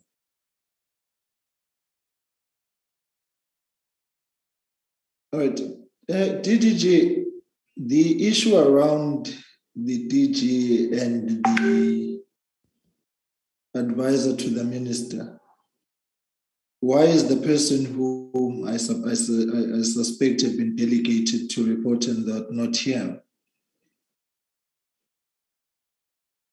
I mean, of course, the issue of the DG was taken to the presidency, that we understand. But there has been a heightened veil of secrecy insofar as the processes around the minister's advisor is concerned. And it's not boding well and not sitting well with us. Excuse me. Yes, because in understanding the apologies that were sent, the understanding was that in the areas where reporting would be done and had to be done, the persons would be there. So can we get an update on that particular one? Yes, otherwise it creates an animal farm kind of syndrome, that you are prepared to report on others and not on others. And this issue has just been too long-winded without any substantial, intangible consequence in terms of its progress. So can we get an update on that, please? So, Chairperson, thank you very much. Chairperson, I appreciate the concerns. Chair, we will engage the minister. That area has been dealt with consistently by the minister herself. These are Section 12 employees. They're outside the scope of the department. The DG is dealt with by the Office of the President in consultation with the minister, and the advisors dealt with directly with the minister, and it's outside our control or knowledge, in fact. And I'd like to apologize on behalf of the minister's office, and I will request the minister to provide a written response to the committee as regards the Section 12 employees being our advisor, as well as the now retired DG. Chair. No, but that's not the issue. It's not the apology was noted. That's noble. But somebody was delegated. You spoke about the chief of staff. Yes, right? It's correct. The chief of staff appears is not on the platform, Chairperson. We will try and find him. In fact, why not? We didn't receive the apology, no indication of why they're not here. Yes, and Chair, we did engage this. Then they must be formed. They must log in. This thing of hiding behind written submissions is a norm we are pushing back on. So phone them and get them in. Yes, Chair. They're supposed to be here. They must be here and report. And that I don't think our sense of understanding and being accommodating up when we receive apologies must be abused.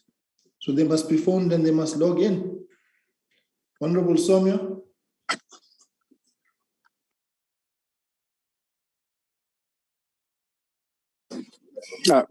Morning, Chair. We've got you, but you can proceed, yes.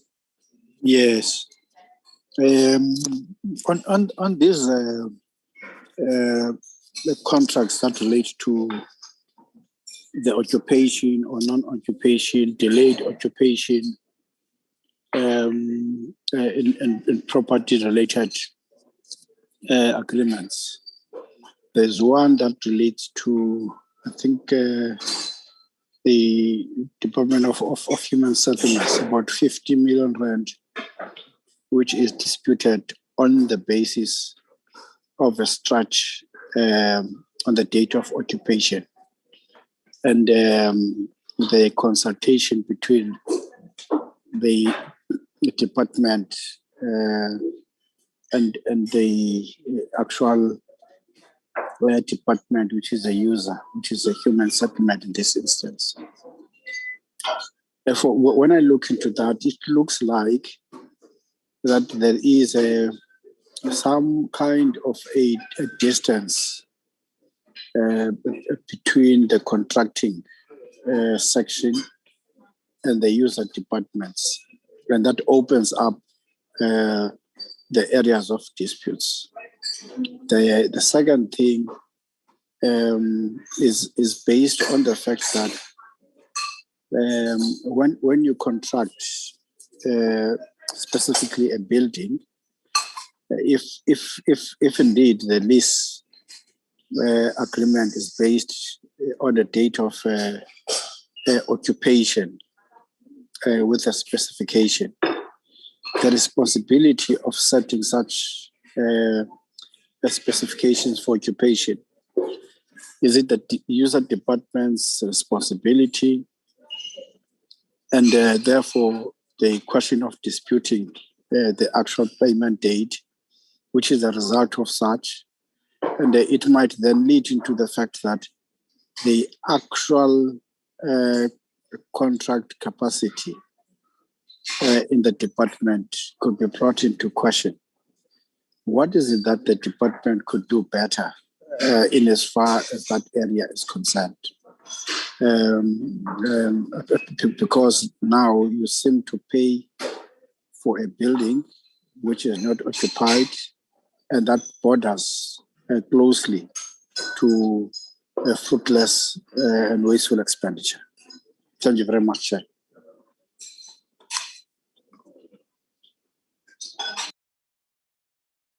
Okay, let's get a response to that. Chairperson, I'd like to ask Mr. Morris Mabinja to please address the question. Mark Morris, I see your mic is open. Please go ahead. Thank you, Honorable Somyo. With regard to this specific one, the Department of Human Settlement, this is a historic situation that which emanated in 2009. At the time, all our contracts had a specific commencement date on them. But since I think it's been now almost 10 years that which we have reviewed those specific cases within the contracts, we are no longer putting a specific date. In each and every contract that we sign with you landlords, the commencement date is the date of occupation. We don't put a specific date anymore. Therefore, that has averted these kind of situations from recurring, because it was then that which we had those kind of lease contract arrangement that which were put at the time, but it's no longer happening. Thank you, Chair.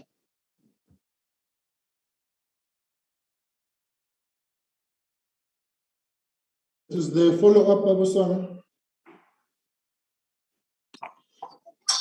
Chair,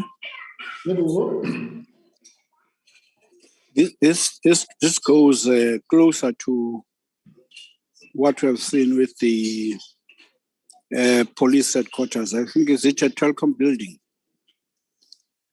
which has never been occupied in Kutam, though there was payment in terms of contractual relationship. And the government in this instance bleeds unnecessarily in terms of financial challenges which we currently find. Because you're placing in front of us your inability to pay for services because there's non-payments by user departments to yourselves.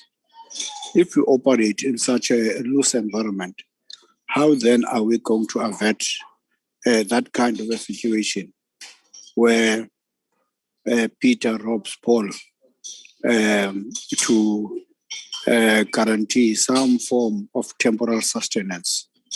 And the effect becomes so huge when you go into the municipal purse, which is currently limping itself going forward. Thank you very much, Chair.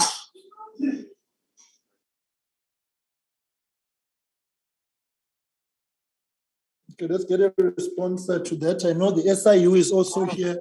They can come in once the department has given responses as well, if they've got any comment that they would want to make on the issues that have been raised.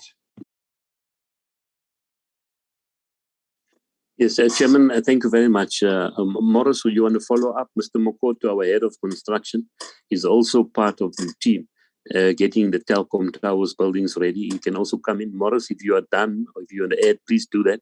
And Mr. Mokoto can come in. Okay, thanks, Chair, and thanks. As far as I know, Chair, with regard to telecom towers, it was never an arrangement that subs would immediately occupy the building in its entirety. There were kind of different phases. I think it's up to 6 phases that which telecom towers were to be refurbished and made and customized accordingly for the user department, in this case subs, to take occupation. And then there was phase 1, which we all agreed in terms of how it ought to be unfolding and which kind of units would actually go there from both the lease buildings within Pretoria and other buildings. That process, yes, it had its own kind of challenges, but as I understand now, they are already have taken part of the occupation of the building. And then definitely other phases, because there's money that has to be, the planning as well as money that has to be spent for other phases as well, second phase, third phase, until the 6th phase. I think from Mr. Mofoto's side, I think he will actually dwell on progress made with regard to any other areas that which need to be occupied by subs. Thanks, Chair. Thank you, Morris. Mr. Mokoto. Chair, Mr. Batu Mokoto is our head of construction project management. You can come in, Batu.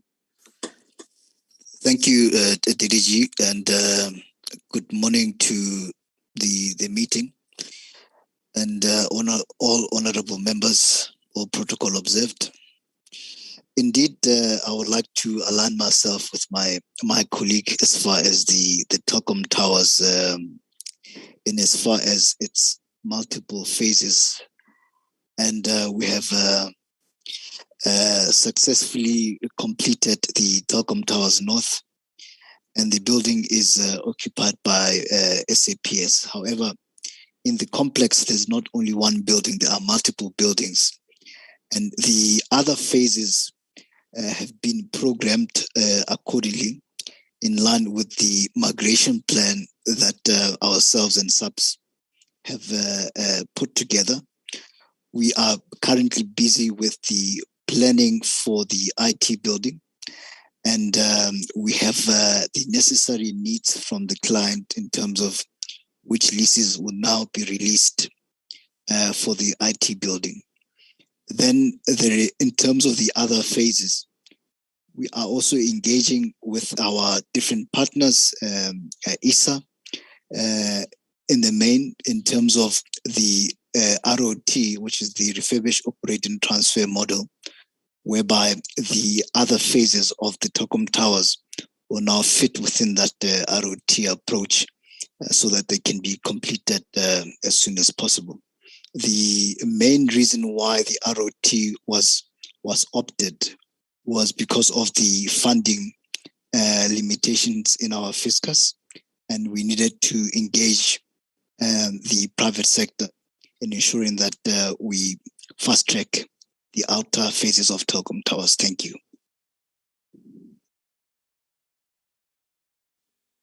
Thank you very much, Chair. With respect to the questions from Honorable Somio, I just want to report back, Chair, that we're not able to locate the Chief of Staff. We've sent messages and made several calls, and we failed to locate the person, Chair. So I will want to ask for your indulgence and that we continue to request the Minister to provide a written response as regards the DG as well as her advisor. Thank you, Chair. Well, Chair, on the Telkom towers issue, is it possible that the department could furnish us some form of a detailed report on the phases concerned, on the financial support on construction or refurbishment or fittings that relate to occupation, and as well the contractual related points in as far as both the occupation and the actual time in terms of the occupation, total occupation of the project, the entire plan.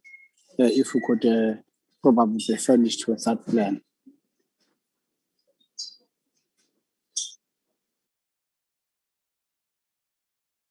Okay, that's noted. SIU.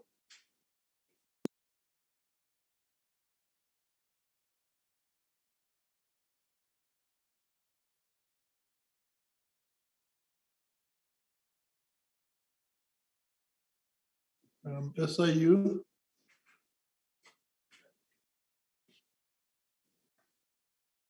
Thank you. Good morning, honorable members of the SCOPA and the colleagues from the department. My name is Rediboni Lebopa from the SIU. I am the manager responsible for DPWI related investigation and coordination. From our side, we can confirm in terms of the conversation and discussion which the DDG has already indicated to say, from the SIU side, we are currently embarking with several civil litigations, which are busy on the tribunal role. And in terms of the cases or investigation, we have several investigations which are ongoing and we're getting support from the department. And from time to time also, we do discuss with the department on the systematics or internal control, which they, from time to time, have to implement or consider implementing in order to ensure that there are no recurrence of the specific issues identified. But other than that, honorable members, we do agree and concur with what the department has presented. There's nothing much on our side. Thank you. Okay. Well, thank you very much, Mr. On the interactions with DOD, I noted DDG, you said that you had asked for meetings. Is there progress in that regard? Are you receiving cooperation from DOD? Yes, Chairperson, I'd like Basi Haswane is the Chief Director of the Client Relationship Management. Is facilitating those encounters, and Sipa Mandla and Nobo, they together. Colleagues, can you please shed light on these requests for meetings?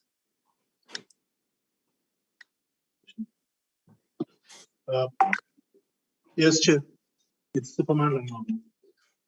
All the written letters to DOD requesting for information to assist public works to develop feasibility study reports and in the form of user specifications. They have gone unanswered. Even in the sessions that we are meeting in with the colleagues coming from DOD, the response that we keep getting is that there's internal discussions within DOD, within the various divisions that is taking place, and that they have not reached finality on their side in terms of compiling the required user specifications which will assist public works with the planning and the feasibility study reports for the construction of the borderline infrastructure. Thank you, Chair. Okay, thank you very much. All right. Babu Somi, the written things you want next week, Wednesday, is that fine? Yes, Chairperson, that is reasonable. Thank you. We will comply.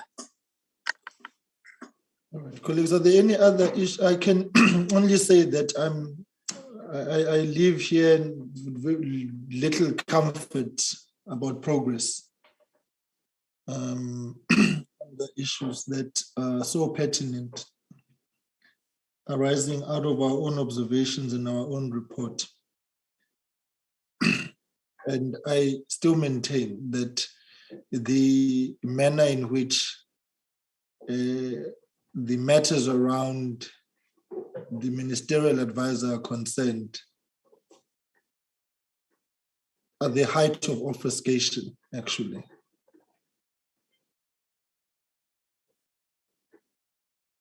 And it simply just feeds into the long-held view that there is no political or administrative will to deal with this matter, and laboring under the false hope that this matter will be swept under the carpet. It is totally unacceptable that a scandal of the magnitude of the Beit Bridge border post corruption, inclusive of allegations of the participation of the ministerial advisor, that there's movement everywhere else except for that space. When we still don't have clarity on the nature of the instruction that was given by the minister. So it speaks to some sort of ministerial protectionism of those in that office and those that advise that office. And that will be a view held until such time that you move deliberately with the necessary speed and urgency to bring that matter to a logical conclusion and be prepared to report on it publicly and to this committee.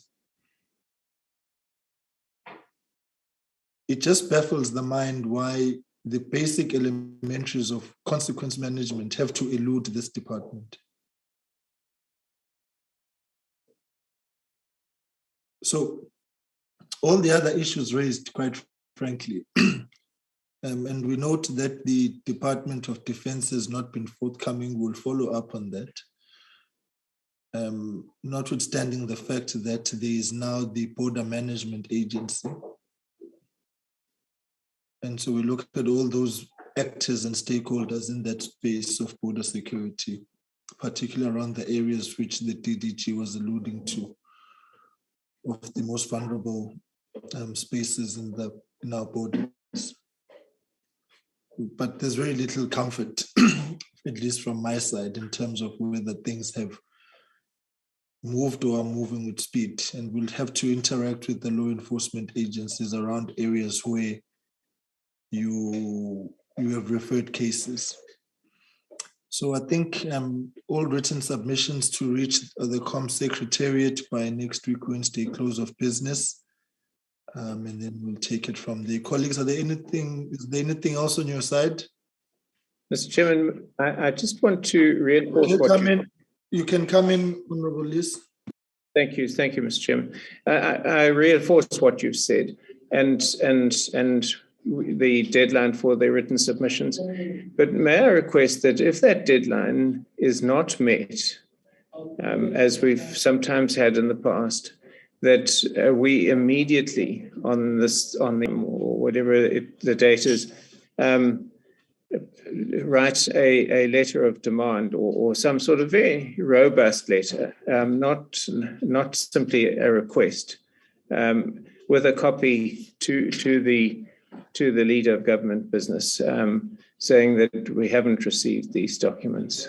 Thank you very much, Mr. Chairman. Okay, thanks, Honourable. That's duly noted. I think we will keep that firmly on the table in the event that we don't get the responses that we need. Colleagues, is there anything else?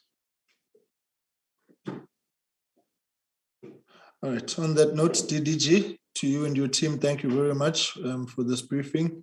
SIU AG, National Treasury, as always, thank you for your presence and participation. Colleagues, thank you very much. There's a sitting this afternoon, questions. So it's good that we have ended on good time. All the best for the day ahead. And on that note, the meeting stands adjourned. Thank you very much. Thank you very much, Chairperson.